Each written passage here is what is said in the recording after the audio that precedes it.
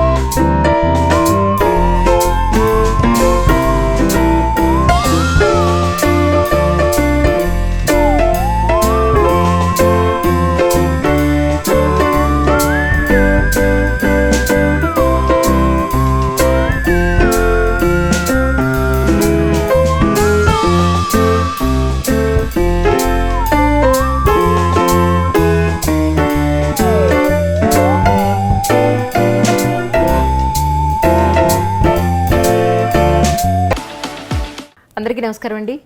ఈనాటి my special కార్యక్రమంలో really my special guest producer and artist Nagababu sir is with me right now. Sir నమస్కారం sir. ముందుగా మీకు నేను పెట్టిన రిక్వెస్ట్ని యాక్సెప్ట్ చేసినందుకు చాలా సంతోషం sir. Thank you so much sir. Mother's day సందర్భంగా మిమ్మల్ని ఇంటర్వ్యూ చేయాలని అనుకున్న కారణం సార్ యాక్చువల్లీ సార్ అంటే యాక్చువల్లీ అమ్మని మిమ్మల్ని పక్కన గుర్తు చేపట్టి చేద్దామని అనుకున్నాను. అది చాలా పెద్ద అయిపోతుందేమో, మీరు సీరియస్ అవుతారేమో అని కాస్త నాకు నేనే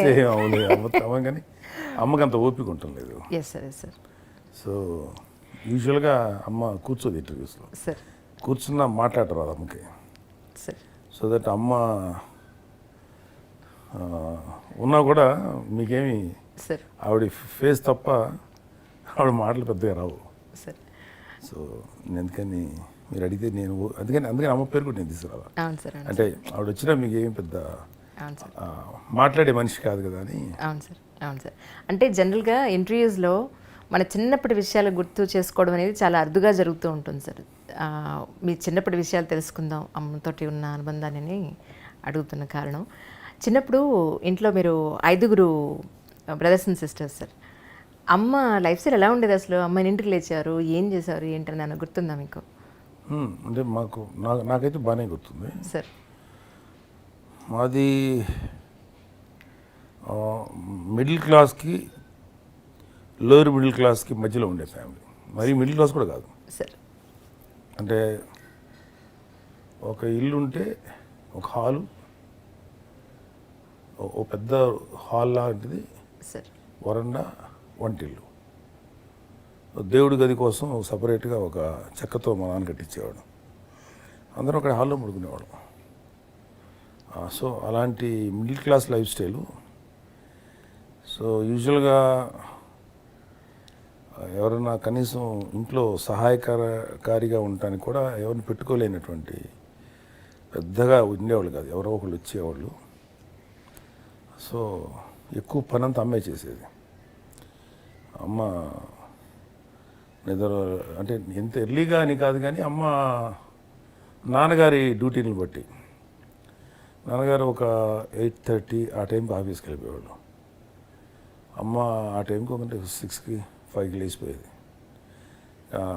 నాన్న కోసం అన్నీ ఫుడ్ కానీ లేదా స్నానాలు నీళ్ళు కానీ, మళ్ళీ మా నాన్నగారు గడ్డం తీసుకున్నారు అన్నీ. మా నాన్నగారు బాగా చేసేది మా అమ్మ సేవ, బాగా చేయించుకున్నారు మా అమ్మతో పనులు. మాకైతే స్కూళ్ళకి రెడీ చేయటం. సో మార్నింగ్ లేచిన కాడి నుంచి సాయంత్రం 4 దాకా పని ఉండేది అమ్మకి సార్. అది ఇప్పట్లాగా టీవీలు కూడా లేవు ఆవిడకి ఎంటర్టైన్మెంట్ కోసం. కాసేపు వాళ్ళతోనూ పక్కింటి వాళ్ళతో అతను కొద్దిసేపు మాట్లాడేది. లేకపోతే ఇంకా మళ్ళీ సాయంత్రంగా రేడియో కార్యక్రమం అది ఇంటుండేది అమ్మ. సో ఫుల్ వర్క్ ఉండేది అమ్మకి. సార్ మొత్తం ఇప్పుడు మీరు చెప్పిన ఈ సిచ్యువేషన్ అంతా మొగల్తూరులోనే? అది అంత మొగల్తూరు కాదు, మా నాన్నగారు చాలా ఊళ్ళు ట్రాన్స్ఫర్ అవుతారు. అవును సార్, డిపార్ట్మెంట్లో చేసేవారు కదా ఆయన.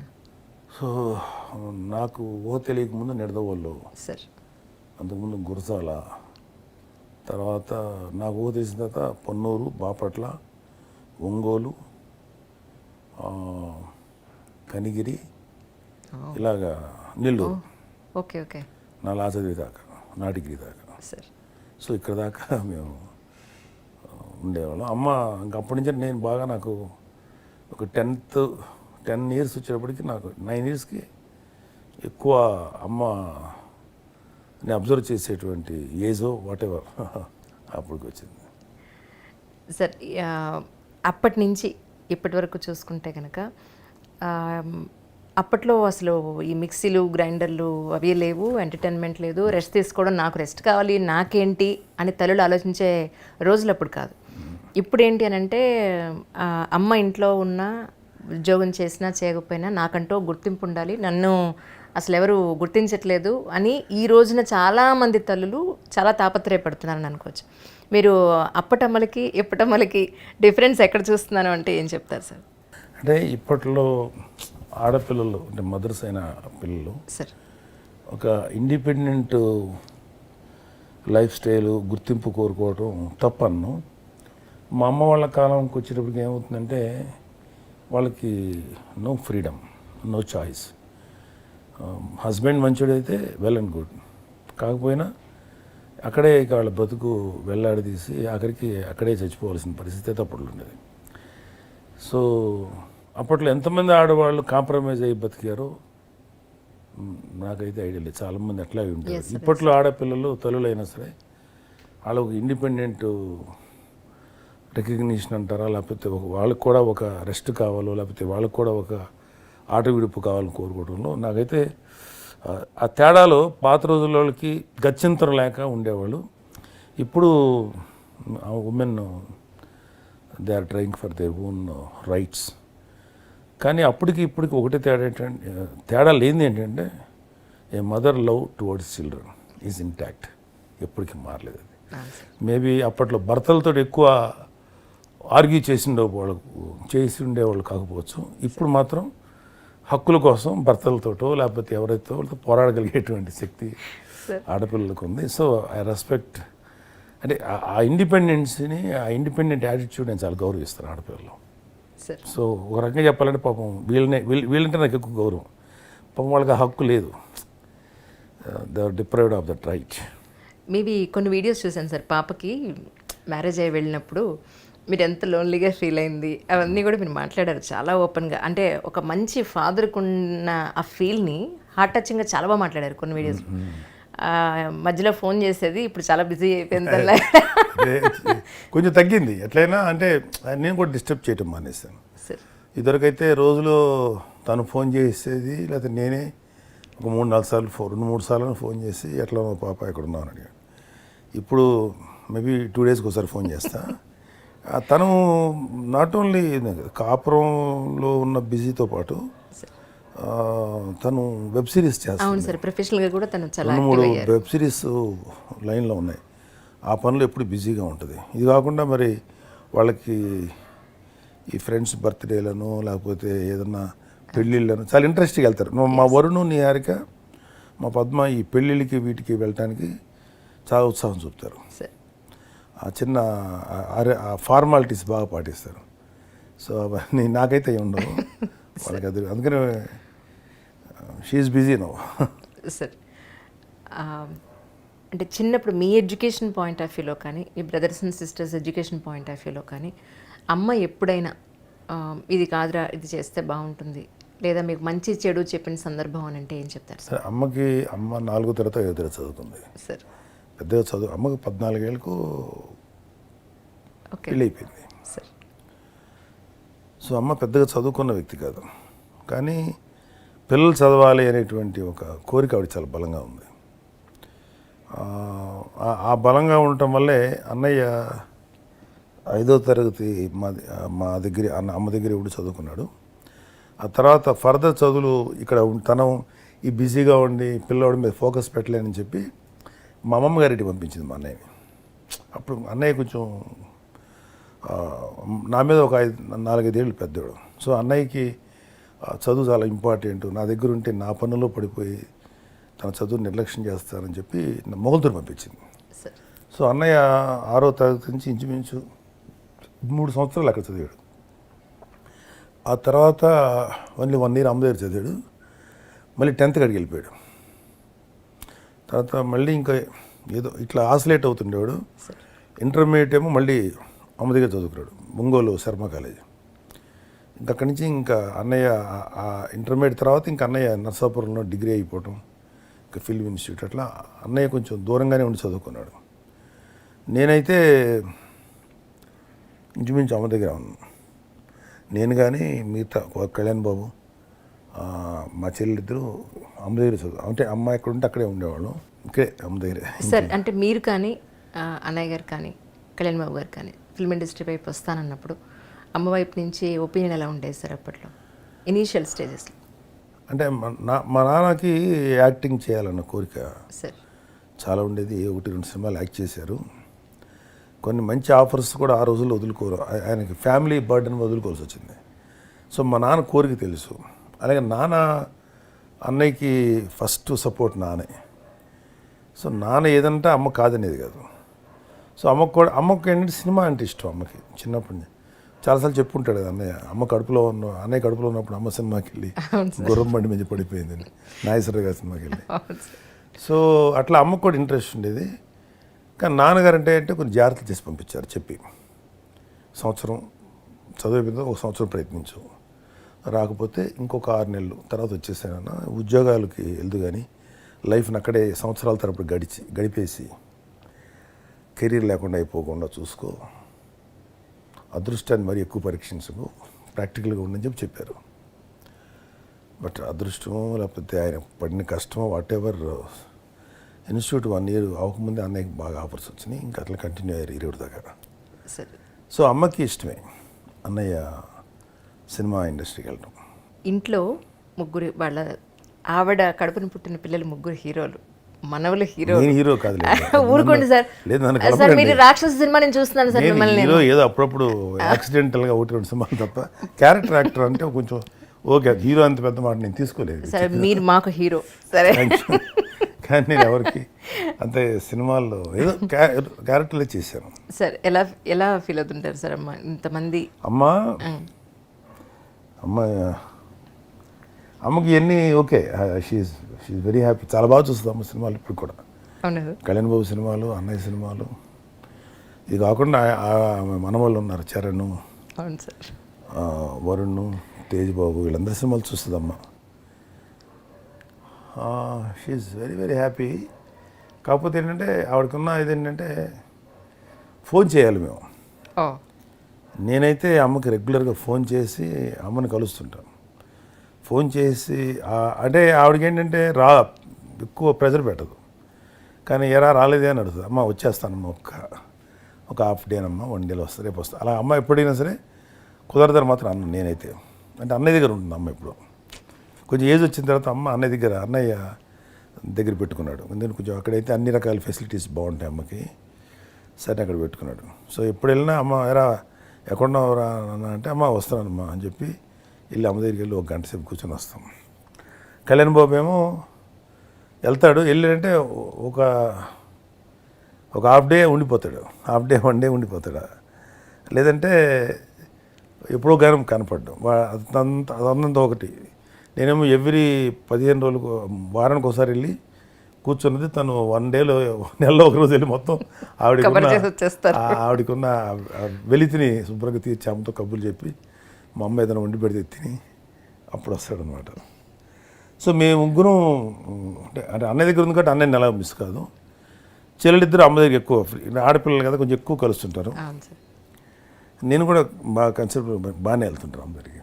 ఈరోజు కూడా ఆవిడకి ఏంటంటే ఆవిడకి ఒకటే, మీ ముగ్గురు హ్యాపీగా ఉండండి రా, ఇది చాలు, ఎందుకంటే నాకు ఇంకేం అక్కర్లేదు. ఎప్పుడైనా ఏదన్నా మా మధ్యలో ఏదన్నా వస్తుందేమో, ఏదైనా ఇష్యూ అవుతుందేమో, ఏదన్నా గొడవలు పడతావేమో అని ఆవిడకి ఒక చిన్న భయం. అంటే ఆ భయానికి ఏదైనా 1-2 సందర్భాల్లో, ఇప్పుడు 2 మనుషుల మధ్యలో డిఫరెన్స్ ఆఫ్ ఒపీనియన్ ఉంటుంది. Yes sir. ఆవిడ ముందు ఆ డిఫరెన్స్ ఆఫ్ ఒపీనియన్ డిస్కస్ చేయడం భయం మాకు, ఏమనేసుకుంటుందని మేము అనుకో. అయినా సరే ఆవిడకి ఎక్కడో డౌట్, వీళ్ళు ఏదో అనేసుకుంటారు దూరంగా అని అవుతారేమో అని భయం. అవును సార్, అవును. నువ్వేం వర్రీ అవ్వకమ్మా అంటే నేను మా అమ్మని ఎందుకు చెప్తానంటే, ఆవిడ ఎలాగ పెరగాలి, జీవితాన్ని ఎలా చక్కదిద్దుకోవాలి, ఏం చేయాలి అని చెప్పేంత నాలెడ్జ్డ్ మనిషి కాదు. మా అమ్మతోటి మాకు ఉన్న ఒక మంచి ఇదేంటంటే the way her physical touch. Sir ఇప్పుడు ఇంతైనా సరే మేము మంపకలో పడుకుంటాం వెళ్ళి, అంటే అమ్మని అలా పట్టుకొని పడుకుంటాం, నేను కానీ అన్నయ్య కానీ వెళ్ళాము. అమ్మ దగ్గరికి వెళ్ళంగానే మా ఏజ్ గుర్తురాదు మాకు పెళ్ళైందన్న విషయం కూడా గుర్తుకు రాదు. షీ సో లవబుల్ పర్సన్, అంటే ప్రతి కొడుకు అదే ఉంటుంది. సో ఆవిడ ఇచ్చిన physical love what ever she gives, తర్వాత ఆవిడ చూపించిన ప్రేమ తెలియకుండా మా ఐదుగురిలోనూ ఒక ఇన్విజిబుల్ బాండేజ్. సో మా ఐదుగురికి ఒకవేళ ఏదన్నా చిన్న చిన్న అభిప్రాయభేదాలు వచ్చినా అవి అక్కడితో అయిపోతే తప్ప మా బాండేజ్ని అన్బ్రేకబుల్ బాండేజ్గా ఉండడానికి కారణం మా అమ్మ. సో మాకు ఎప్పుడు ఇష్యూ రాదు, just because of my mother. మరి అది ఎలాగైందంటే అమ్మ బిలీవ్ చేస్తుంది, నా కొడుకులు నా కూతురు ఎప్పుడు కలిసి ఉంటారని నమ్మకం వాడికి ఉంటుంది. అది చాలా బలీయంగమైన కోరిక. అవును సార్. సో మేము ఆవిడ మాకు వేసినటువంటి ఆ బంధం అన్బ్రేకబుల్. దట్స్ అది మా అమ్మ మాకు ఇచ్చినటువంటి బిగ్గెస్ట్ గిఫ్ట్ అది. అవును సార్. కలిసి ఉండాలి, అయితే ఒకళ్ళ మీద ఒకళ్ళకి ప్రేమ. మా ఐదుగురికి చాలా స్ట్రాంగ్ బాండేజ్ ఉంటుంది. అన్నయ్యకి నేనున్నా, కళ్యాణ్ బాబు అన్న, చెల్లెళ్ళు, మా అందరికి వయసు వరుస. మా అన్నయ్య వయసులో పెద్దడు కాబట్టి ఆయనకు ఒక ఫాదర్లీ ఫీలింగు, కళ్యాణ్ బాబుకి నాకు ఒక ఫాదర్ లాగా, వయసు తక్కువ తేడా. అవును సార్, అవును సార్. మా చెల్లెళ్ళకి కూడా అంతే. ఆయన కూడా అలా చూసుకుంటాం వాళ్ళని. అన్నయ్య కూడా చిన్నపిల్లల్ని చూసుకుంటారు తప్ప తమ్ముళ్ళు అనే కంటే కూడా తన కొడుకులు అంటే ఎట్లా చూసుకుంటే అలా చూసుకుంటాడు. చాలా ప్రేమ అన్నయ్యకి. సో ఇలాంటి బాండేజ్ రావటం కారణం మా అమ్మ. The invisible bondage just because of the way she believe, the way she love. అది. కానీ సార్ అమ్మ ప్రేమకి నాన్న ప్రేమకి చాలామంది ఇంటలెక్చువల్స్ ఏం చెప్తారంటే 10, 13, 14 ఏళ్ల వరకు అమ్మ దగ్గరుండి తన ఆరోగ్యం కానీ తిండి కానీ స్టార్టింగ్ నుంచి వాళ్ళు తెచ్చించడం కానీ ఓనమాలు తెచ్చించడం కానీ చెబితే, ఇక 13, 14 ఏళ్ల నుంచి తండ్రి పెడతారు అని అంటారు. సార్ నిజమా అది? నిజంగానా? అంటే మీకు ఎదురు పిల్లలు, మీకు ఎలా అనిపిస్తుంది అది? ఫ్రాంక్గా చెప్పాలంటే అసలు మా నాన్న మొదలు పట్టించిన చదువు విషయంలో సార్ బాగా చూసుకునేవాడు, ప్రేమగా బాగా మాట్లాడేవాడు. స్ట్రిక్ట్గా పెంచింది కానీ లేకపోతే చదవమని పోరు పెట్టేది. మా అమ్మ చదవమంటే చిరాకు పడిపోయి మేము అందరం చదువుతాలే బో ఊరికి చెప్పాడు కదా సార్. కదా నిజంగా అసలు అమ్మకి టేక్ ఇట్ గ్రాంటెడ్. అసలు అమ్మ అంటే ఏది చెప్పినప్పుడు క్యాంటీగానే చెప్తూ ఉంటాం. నాకు కరెక్ట్గా చదవాలని మూడు వచ్చేది, ఇంకా చదవాలి అనుకొని పుస్తకాలు తెద్దాం అనుకుని చెప్పేది. ఆవిడకి నాకు వచ్చిందని తెలియదు, చెప్పగా నాకు చిరాకు వచ్చేది. నేను ఇప్పుడే అనుకున్నాను చదువుదాను, నువ్వు చెప్పేది యాదవ్ అని. ఎందుకున్నాడు అర్థం అలాగే రమ్మంటే పోయారా ఏంటో ఏదో ఇగో ఆవిడ దాన్ని తగ్గట్టు బాగా తిట్టేది. సో ఫర్ ఇన్ఫర్మేషన్ మా అన్నయ్యని ఇప్పుడు కొట్టేది కదమ్మ. బికాజ్ మా ఇంట్లో చాలా బుద్ధిమంతులైన కొడుకంటే అన్నయ్య. పాపం బాగా చిన్న పిల్లోడు, అంటే చెప్పిన కదా మాకున్న ఎకనామికల్ కండిషన్కి ఆవిడ బయటికి వెళ్ళి తేలేదు. అన్నయ్య 3.5 ఏళ్ల పిల్లోడప్పుడు, 4 ఏళ్ల పిల్లోడప్పుడు చేతికి చిల్లరిచ్చి ఒక చీటీ ఇచ్చి ఆ ఈ వీధి చివరి షాప్కి వెళ్తే ఆ చీటీ ఆవిడ చూపించి అది ఇచ్చి పట్టుకొచ్చాడు. అంత ఇంటి పని చేసాడు అమ్మకు సహాయంగా.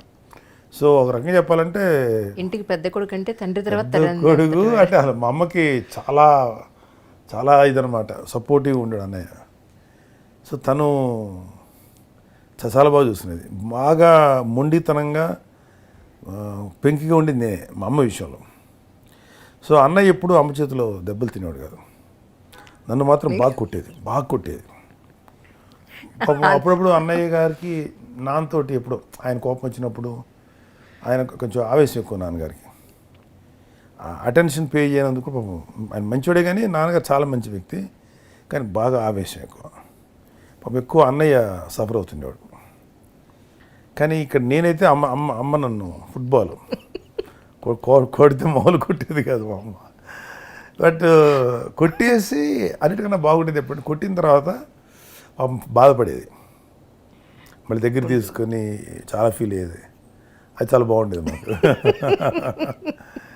సో ఎక్కువ నన్ను కొట్టింది. తర్వాత కళ్యాణ్ బాబునే చాలా తక్కువ సార్. కొట్టేది కాదు, ఆడపిల్లది అసలు ముట్టుకోలేదు, నన్ను ఒక్కనే. కానీ అంటారు సార్, అమ్మకి ఆఖరి పిల్లలంటే చాలా ముద్దుంటుంది, చాలా లాడ్గా చూస్తారంటారు. నిజమే సార్? ఎందుకంటే ఈ రోజుల్లో ఒకళ్ళిద్దరే కదా, 5 మందిని 5 మంది మీద ఒకే అంత లవ్ చూపించాలంటే చాలా ఇప్పుడు అనిపిస్తుంది. మరి అప్పట్లో అది అవలేలుగా జరిగేది ఆ పని. అప్పట్లో అమ్మలకి సార్ చాలామంది 6 అని 7 అని 8 అని అందరికీ ఈక్వల్ లవ్, ఈక్వల్గా చూసుకునేది. కళ్యాణ్ బాబు చాలా స్పెషల్ అటెన్షన్. ఎందుకంటే కళ్యాణ్ బాబు బలంగా పుట్టిన బేబీ కాదు, సార్ కొంచెం వీక్గానే పుట్టాడు. సో అమ్మ కళ్యాణ్ బాబుకి చాలా స్పెషల్ అటెన్షన్ పే చేసేది. అలాగే అన్నయ్య దగ్గరికి వచ్చినప్పుడు చూడండి ఎట్లా అన్నయ్య దగ్గరికి వచ్చినప్పటికి అన్నయ్య సరిగ్గా తినేవాడు కాదు. సో అన్నయ్యకి కొంచెం స్పెషల్గా కొంచెం మేగల్ లాంటిది, లేకపోతే ఏదైనా కొంచెం ప్రైమ్ ఫుడ్ అన్నయ్య దాచిపెట్టేది. నేను అన్నీ తినేవాడిని, కానీ దానికి కూడా వెళ్ళేవాడిని. తల్లుది అది తిన్నావు, ఇది తిన్నావు, ఇది తింటావు అనేది. తర్వాత మా పెద్ద చెల్లి ఫ్రూట్స్ బాగా తినేది, ఆవిడ తనకి అవి పెట్టేది. మళ్ళీ మా చిన్న చెల్లి మామూలుగానే అలాగే. సో ఎవరికి ఏ నీడ్ కావాలనేది ఆవిడ కంప్యూటర్లో, బ్రెయిన్ అనే కంప్యూటర్లో ఉంటుంది. So she's very caring woman ఆ విషయంలో. కానీ ఇప్పటికీ కూడా మటన్ కానీ చికెన్ కానీ అమ్మ స్పెషల్గా వండి తీసుకొచ్చి అందరికీ ఇస్తుంటారు. నిజమేనా సార్? అది విన్నాను నేను, మరి నిజమో కదా తెలియదు నాకు. అంటే నేను ప్రస్తుతం నేను మానేశాను, కానీ సార్ అదర్వైజ్ నాకు కళ్యాణ్ బాబుకి బాగా ఇష్టం. కళ్యాణ్ బాబుకి పులావ్ ఇష్టం, ఓకే. అమ్మ చేస్తే ఇంకా ఇష్టం అతనికి. సో కళ్యాణ్ బాబు చేసి పంపిస్తుంటారు. అప్పుడప్పుడు కళ్యాణ్ బాబు ఎంత బిజీగా ఉన్నా అమ్మ ఏదైనా చేసి పంపించమ్మా అంటే పాపం ఇప్పటికి అమ్మకి 82 ఏళ్ళ చిల్లర. మామూలుగా అయితే వంటింట్లోకి వెళ్దాం, కళ్యాణ్ బాబు అడగగానే వెయిటింగ్ అనమాట, ఎప్పుడు అడుగుతాడా కొడుకు అన్నట్టుగా వెయిట్ చేస్తుంది. గబగబా వెళ్ళి అసలు ఒక 2 అసిస్టెంట్స్ తీసుకొని వెళ్ళి మళ్ళీ అమ్మకున్న స్పెషాలిటీ ఏంటంటే ఆవిడ వంట చేస్తున్నప్పుడు షీజ్ లైక్ మెడిటేషన్ చేస్తుంది. పక్కన ఎవ్వరు టచ్ కూడా చేయకూడదు ఆవిడ. అంటే ఆవిడ చేసే పని హైలీ ఫోకస్డ్ వంట మీద, చాలా ఇంట్రెస్టింగ్గా చేస్తుంది అమ్మ. అందుకని నేను మా అమ్మగారి చేతి వంట, మా అన్నయ్య కూడా అన్నాడు కదా ఇంటర్వ్యూలో, అమ్మ కంటే గొప్పగా ఎవరు ఉంటారు. That is true. అమ్మ చాలా బాగా ఉండేది వంట, అన్ని రకాల వంటలు వండేది. అంటే 14 ఏళ్ళ అప్పుడు పెళ్ళి అయినప్పుడు మా అమ్మ కొద్దిగా వంట రాదు సార్, చిన్నపిల్ల కదా. 13-14 ఏళ్ళు పెళ్ళి అయిపోయింది. కానీ తర్వాత నేర్చుకుంది మా నాన్న కోసం, నేర్చుకొని ఎక్స్పర్ట్ అయిపోయింది అమ్మ. పంపిస్తుంది ఇప్పటికి. ఈ హైట్ పర్సనాలిటీ అందరు నాన్నగారు మంచి హైట్ ఏమో కదా సార్? యాక్చువల్లీ మా నాన్నగారు 5'11" ఉండేవాడు. మా నాన్నగారు వాళ్ళ తాత ఉండేవాడు, అతను 6.5 feet. ఓకే. మా నాన్నగారు తాత అంటే నాకు ముత్తాత అవుతుంది. ఆయన ఉండేవాడంట నా హైటు 6+, 6.4, 6.5 ఉండేవాడంట. సో 3-4 జనరేషన్, 2-3 జనరేషన్ తర్వాత మళ్ళీ ఆ జీన్ కలిసి ఉంటుంది. అందుకని నేను కొంచెం హైట్ వచ్చాను. నిజం. కానీ ఇన్నాళ్ళుని మీరు అమ్మని చూస్తూ వచ్చారు, అమ్మని మార్చలేని విషయంలో అప్పటి నుంచి చెప్తారు అలాగే ఉంది అన్న పాయింట్ ఏమైనా ఉందా సార్? చాలా ఉన్నాయి. ఒకటి ఆవిడ చేసే వంట తప్ప మా చెల్లెళ్ళు ఇద్దరు అంటే కూతుళ్ళు, మా పద్మ అంటే ఆమె కోడళ్ళు ఇద్దరు, ఎవరు చేసే వంట నచ్చదు ఆవిడకి. ఏదన్నా పెట్టు, దాన్ని ముందు శల్య పరీక్ష చేసి ల్యాబొరేటరీలో సైంటిస్టులు పరీక్షించి ఏదో కొంచెం టేస్ట్ చేసి ఓకే అన్నట్టుగా వెళ్తుంది. మా చిన్న చెల్లి కోపం, నువ్వు చేసింది మేము తింటున్నప్పుడు అంత ప్రతిదానికి మా పేరు పెడుతుంది. ఆవిడకి అస్సలు నచ్చదు ఏమంట. ఇప్పటికీ మార్చలేము. ఏదో అంటే ఆవిడ అసలు అన్కాంప్రమైజ్డ్ ఆ విషయంలో. పాపం ఏదో ఆవిడకి ఎంతసేపటికి తను మరి ఎందుకు అలా ప్రోగ్రామ్ అయింది. కానీ ఆవిడ ఇప్పటికీ మా అన్నయ్య ఇంట్లో మా అన్నయ్యకి భయం, అమ్మతో పని చేయించలేదు. అంటే అమ్మకి చేయలేదు కదా, అందుకని వంట వాళ్ళని అమ్మకి స్పెసిఫికేషన్స్ చెప్తే అమ్మ చెప్పినట్టు చేయాలన్నమాట. ఒక చిన్న తేడా కొట్టినా బాగాలేదురా వద్దులే అంటది, అలా ఉంటుంది.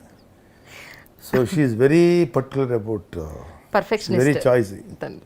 చెప్పాలంటే సార్ మీరు మీ ఎర్నింగ్ స్టార్ట్ చేసినప్పటి నుంచి యాజ్ హండ్రెడ్ వరకు అమ్మకి ఇచ్చిన ఫస్ట్ గిఫ్ట్ అంటే ఏం చెప్తారు? నేను పెద్ద గిఫ్ట్ ఏవి అమ్మకి ఇచ్చింది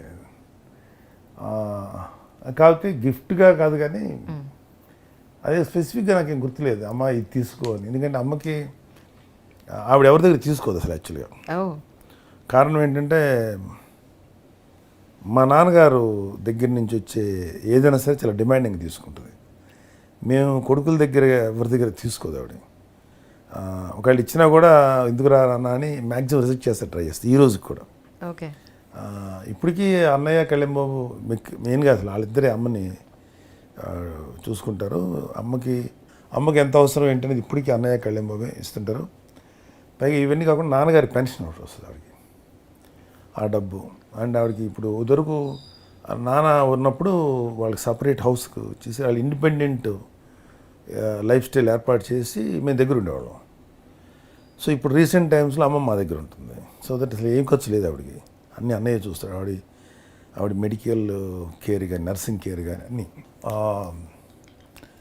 ఏం గిఫ్ట్ ఇచ్చినా తీసుకోదు. తీసుకోపోగా ఎవ్రీ బర్త్డేకి ఆవిడే మా గిఫ్ట్లు ఇస్తుంటుంది ఇప్పటికి. దట్స్ టూ మచ్ అమ్మ. ఈ ఏజ్లో గిఫ్ట్లు తీసుకోవడం చేస్తుంది, ఆవిడ ఇవ్వదు. అలా మా నాన్న పెన్షన్ డబ్బులు వస్తాయి దాచి పెడుతుంది. మా 5 మంది బర్త్డేలు, మా పిల్లల బర్త్డేలు వచ్చినా పిలిచి ఏదో ఒకటి ఇస్తుంటుంది అనమాట. Is highly independent Oommen. నాన్నగారు ఎలా కాలం చేశారు సార్? యాక్చువల్లీ అడగచ్చా? మా అభ్యంతరం లేదండి. నాన్నకి ఏం ఇష్యూ ఏం లేదు. ఆయన mere lack of physical movement. అలా కూర్చొని ఉండేవాళ్ళు. రిటైర్ అయ్యే ముందు వరకు టైగర్ ఆయన డిపార్ట్మెంట్లో బాగా పనిచేసేవాడు. అవును సార్. మంచి స్పోర్ట్స్ మన్ బాడీ. రిటైర్ అయిన తర్వాత మొబిలిటీ తగ్గించారు, సైకలాజికల్గా తిరగటం మానేశారు. దానివల్ల స్లోగా హెల్త్ డిటీరియర్ అయిపోయింది. డయాబెటీస్ కూడా ఉండటం వల్ల స్లోగా కదలకపోవటం వల్ల ఆయన 73 ఏళ్ళకి, అంటే స్మోకింగ్ ఉండేది నాన్నగారికి. స్మోకింగ్ వల్ల నేను నష్టం జరగల. దానికి ఏమి దురలవాట్లు కూడా, ఒక స్మోకింగ్ తప్ప ఆల్కహాల్ కానీ ఏం లేదు. Lack of mobility. నాన్న కొంచెం నడునానంటే నడుస్తలేరా అనేవాడు, బాబు కదిలేవాడు కాదు. అదే కారణం. చాలా న్యాచురల్ రీజన్స్తో చనిపోయారు. పెద్ద కారణం కూడా మాకు తెలియదు ఇప్పటికీ. చాలా స్లోగా డిటీరియట్ అయిపోయారు. మాకు తెలుస్తూ ఉండేది ఆయన డిటీరియేషన్. అలా డిటీరియేషన్ వన్ ఫైన్ డే చనిపోయారు. అంటే ఒక రోజుకి ఆయన ఫైన్ డే అని రాయకండి, ఒకరోజు ఆయన అలా సింపుల్గా అలా చాలా స్మూత్గా వెళ్ళిపోయారు. ఆయన గుడ్ మ్యాన్. ఆయన బాగా చూసుకున్నాడు మనం. చాలా కష్టపడి పనిచేసేవాళ్ళు. ఫ్యామిలీ అంటే మోర్ ఆఫ్ ఎమోషనల్గా. ఆ రోజుల్లో మా నాన్నగారు వచ్చినప్పుడు వాళ్ళకి ఏం తెలిసే కాదు, పిల్లలు, భార్య. ఆయన పడే కష్టాన్ని కానీ ఆయన పడే పెయిన్ కానీ ఎప్పుడు మాతో షేర్ చేసుకునేవాడు కాదు. బట్ ఆయన పోలీస్ డిపార్ట్మెంట్లో ఉండటం వల్ల ఆయన అడ్వెంచర్స్ షేర్ చేసేవాడు. చాలా డేర్ డెవిల్గా ఉండేవాడు. పెద్ద రౌడీస్, గుండాస్ వీళ్ళతోటి డైరెక్ట్ ఫైట్ తన్నటం పట్టుకుని రోడ్ల మీద తన్నేవాడు. జంజీర్ సినిమాలోనూ లేకపోతే సినిమాలో అమితాబ్ బచ్చన్ కొడుతాడు, అలా కొట్టేవాడు ఆయన. పోలీస్ డిపార్ట్మెంట్ చాలా డేర్ డెవిల్, చాలా ధైర్యవంతుడు. ఆయన ధైర్యం అంటే చెప్పాలంటే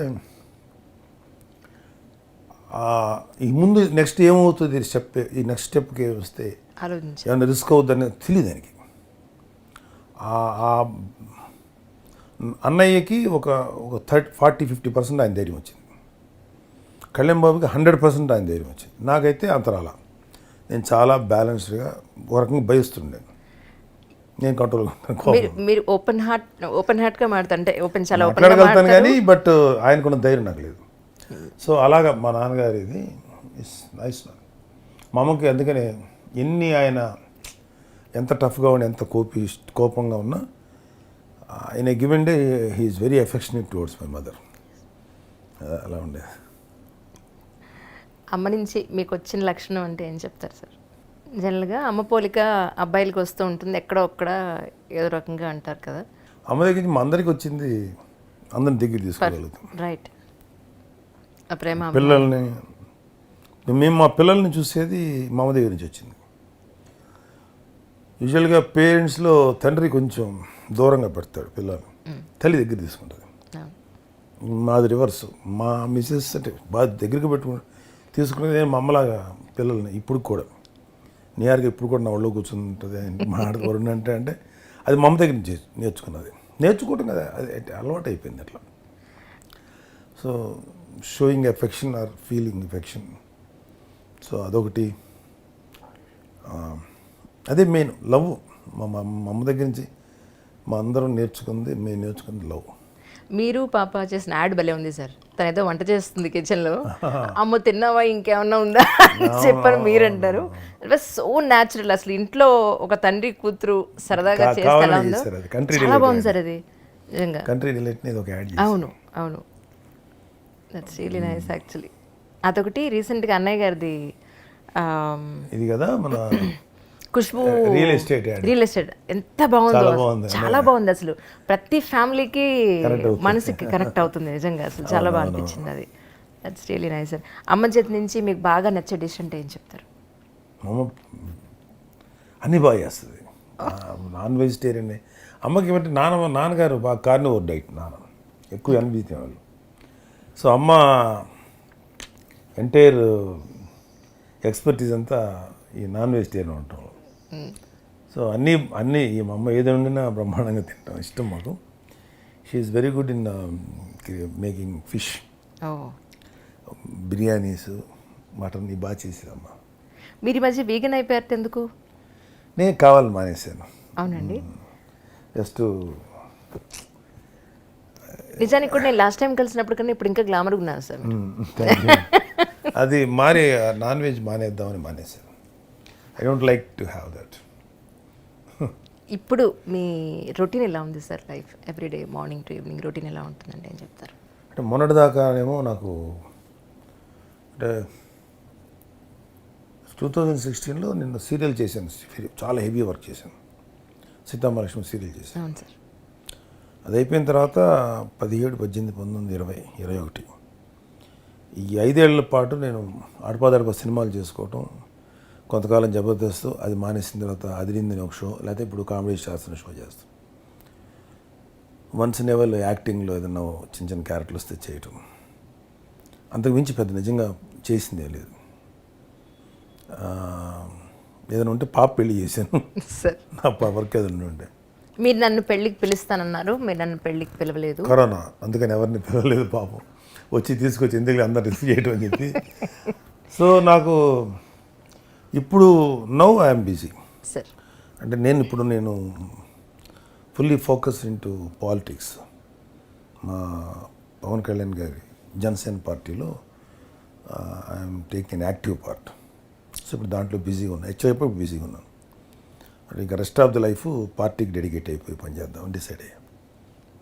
ఇంకొక పాయింట్ మర్చిపోయారు మీరు. ఈ మధ్య కొత్తగా మీరు ఎక్సర్సైజ్ స్టార్ట్ చేయడం మొదలు పెట్టారు, కండలు బాగా పెంచారు. ఆ విషయం చెప్పలేదు మీరు. నేను ఎందుకు ఎక్సర్సైజ్ బాగా చేస్తున్నానంటే సార్ చాలా తిరగాలి పాలిటిక్స్లో, ఎస్ సార్, చాలా ఫిట్నెస్ కావాలి. ఎగ్జాక్ట్లీ. సో దట్ చచ్చినట్టు హెల్త్ని మెయింటైన్ చేయాలంటే జిమ్కి వెళ్ళి ఎక్సర్సైజ్ చేసుకొని ఆ ఫిట్నెస్ మెయింటైన్ చేయకపోతే నిలబడలేము, అంటే వెళ్ళలేము. ఐఎమ్ 60+. 60+ తర్వాత నేను మేము నమ్మను సార్ మీరు అలా చెప్పిన. థ్యాంక్ యూ బట్ ఫ్యాక్ట్ అదే. కానీ మీ షోస్లో మీ నవ్వే నవ్వుకి అసలు ఎంత హార్ట్ఫుల్గా, అంటే ఎంత నవ్వితే అసలు కెమెరాకి మనం బాగుండు అని కూడా మీరు ఆలోచించరు. అదే మనస్ఫూర్తిగా నవ్వుతారు. అది చూసి అసలు ఎంత సంతోషంగా అనిపిస్తుంది అంటే, ఆయన నవ్వు చూడరు ఎంత హాయిగా. ఎందుకంటే అది అందరికీ నవ్వాలని ఉంటుంది. అట్లా నాకు రిజర్వేషన్స్ ఉండవు, కొంతమంది కొంచెం ఎందుకు లేదని ఎదుర్కొంటారు. అవును సార్, అవును సార్. సో అట్లా నా ఫిట్నెస్ కారణం నేను ఆ భయం నాకు ఉండడం వల్ల చాలా చేయాలి నేను పార్టీకి. సో దట్ రెగ్యులర్ ఎక్సర్సైజ్ చేస్తాను, vegetarian. And most of the times struggle free life ఆలోచిస్తాను, గొడవలు లేకుండా ప్రశాంతంగా ఉంటాను, చూసుకుంటాను. కానీ అయినా మనం ఎంత ప్రశాంతంగా ఉందా అనుకున్నా ఈ సొసైటీలో ఎంతో కొంత ఎమోషన్స్కి వెళ్ళాల్సి వస్తే. పాలిటిక్స్ అయితే మరీ ఎక్కువ ఉంటాయి. అవును సార్. రోలర్ కోస్టర్లా ఉంటుంది, ఎమోషనల్ రోలర్ కోస్టర్. అవును సార్. సో ఇప్పుడు ఈ మధ్యన మళ్ళీ కొంచెం యాక్టివేట్ అయిన తర్వాత దాన్ని ఆ ఎమోషనల్ రోలర్ కోస్టర్ని బ్యాలెన్స్ చేసుకోవడానికి ఇంకా ప్రాక్టీస్ చేయాలి అది. So I'm practising it. Sir ఇంకొక ప్రశ్నతో ముగించేస్తాను, మిమ్మల్ని ఎక్కువ ఇబ్బంది పెట్టను, ఎందుకంటే నాకు టైం కూడా చెప్పారు, పర్టికులర్ టైంకి మీరు ఏదో పని ఉందని కూడా. పర్లేదు చెప్పండి. ఇప్పుడు పేరెంట్స్ని చూడడానికి ఆర్థికంగా ఉన్నా లేకపోయినా, మనుషులు ఉన్నా లేకపోయినా చూడడానికి అన్ని ఫెసిలిటీస్ ఉన్నా కూడా వృద్ధాశ్రమాల్లో వేసేస్తున్నారు, చూడడానికి ఎవరు లేరంటున్నారు. సో చాలా కథలు వింటున్నాం మీడియాలో, పేపర్లో. అలాంటివి చూసినప్పుడు మీకు ఏమనిపిస్తుంది సార్?